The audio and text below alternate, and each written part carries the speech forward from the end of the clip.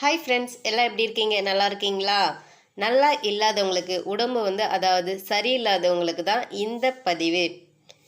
நம்ம உடம்புல தலைவலி, ஜலதோஷம், பீத்தம், வாந்தி, கபம் இது போன்ற உங்களுக்கு தொந்தரவு இருந்தால் நான் சொல்கிற டிப்ஸ்லாம் நீங்கள் ஃபாலோ பண்ணிங்கன்னா ரொம்பவே ஈஸியாக குணப்படுத்தலாம். இந்த பொருளெல்லாம் சிம்பிளாக நாட்டு மருந்து கடையிலே கிடைக்கும். தேவையானப்போ வாங்கி வச்சுக்கோங்க.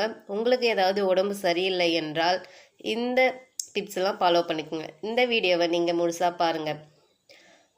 மாசிக்காயை பொன் வறுவலாக வறுத்து இடித்து தூளாக்கி வைத்து கொள்ளவும். இதில் ஒரு சிட்டிகை எடுத்து தேன் கலந்து சாப்பிட சளி அகலும். திப்பிலை 1 பங்கு, துளசி இலை 3 பங்கு என்ற அளவில் பொடி செய்து தேனில் கலந்து சாப்பிட சளி அகலும்.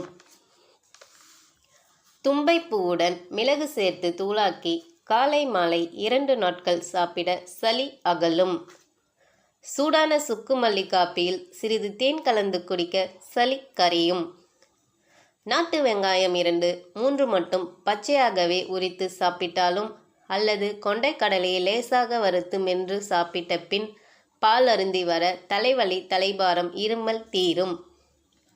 பனங்கிழங்கை அவித்து காய வைத்து இடித்து பொடியாக்கி அதனுடன் பனங்கற்கண்டு சேர்த்து சாப்பிட்டு வர மழை மற்றும் குளிர்காலங்களில் ஏற்படும் ஜலதோஷம், காய்ச்சல் மற்றும் தலைவலி தீரும். துளசி இலையை அரைத்து விழுதை நெற்றியில் பற்று போட தலைவலி குணமாகும். துளசி இலைச்சாறு, வில்வ இலைச்சாறு, திராட்சை உலர்ந்ததை 200 கிராம் கடுக்காயுடன் சேர்த்து அரைத்து தினசரி காலையில் 3 கிராம் அளவு சாப்பிட்டு வர பித்தம், வாந்தி, வாய்க்கசப்பு தீரும்.